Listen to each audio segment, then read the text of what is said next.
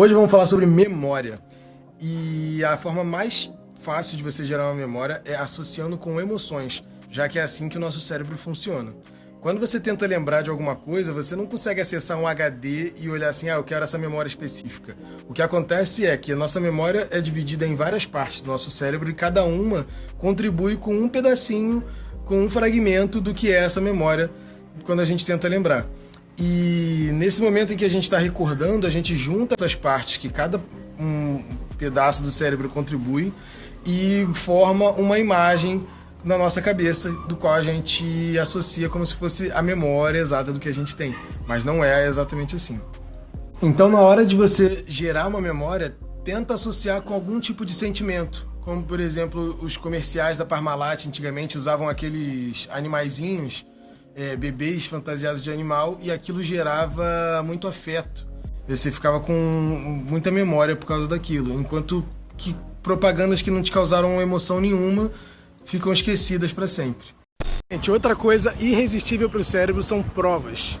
Se você consegue provar o que você está dizendo, ou provar a eficácia do que você está vendendo para as pessoas, elas não vão conseguir resistir. Opa, quase caí.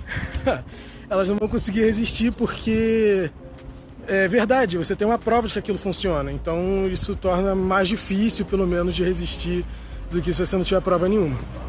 Uma outra ferramenta muito poderosa para o cérebro é você usar humor no que você estiver comunicando.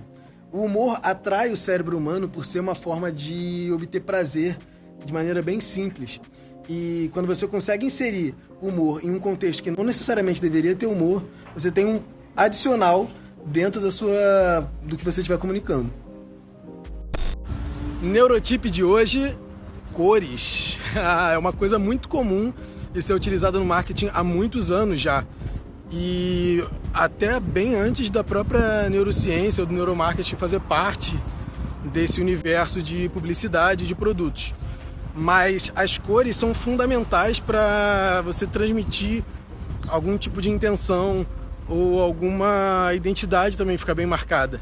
Você vê, por exemplo, o laranja do Itaú é a cor predominante na memória do que é o Itaú, o banco, né? E na logo nem laranja tem. É azul e amarela a marca. A marca não, o logo deles. Então dá para vocês terem uma ideia de como uma cor é importante na hora de gerar uma memória e identificação de marca.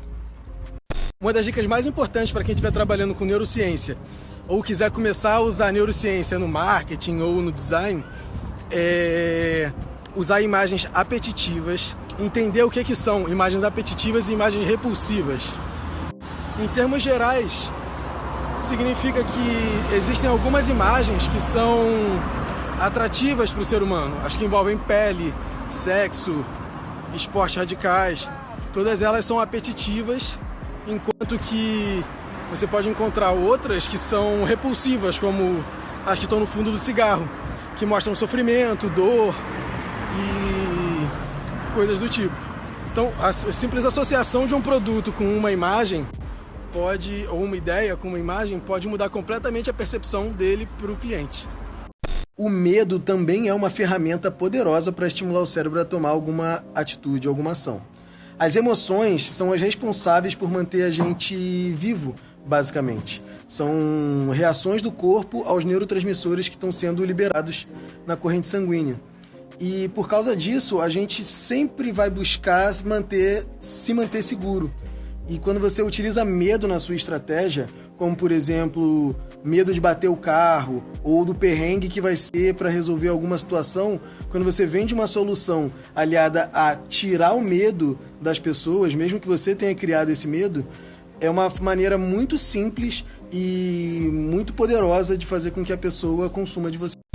Mas para o neurotipo de hoje, eu vou falar sobre antecipação, que é também uma forma muito forte de fazer o cérebro das pessoas ficarem assim empolgados com uma ideia, ficarem ansiosos por alguma coisa acontecer, que é quando você antecipa algo. Isso é muito comum no ilusionismo, quando você diz o que vai acontecer e você faz toda aquela construção dramática para que crie ansiedade. As pessoas, finalmente, quando acontece o truque de mágica, elas fiquem embasbacadas, impressionadas.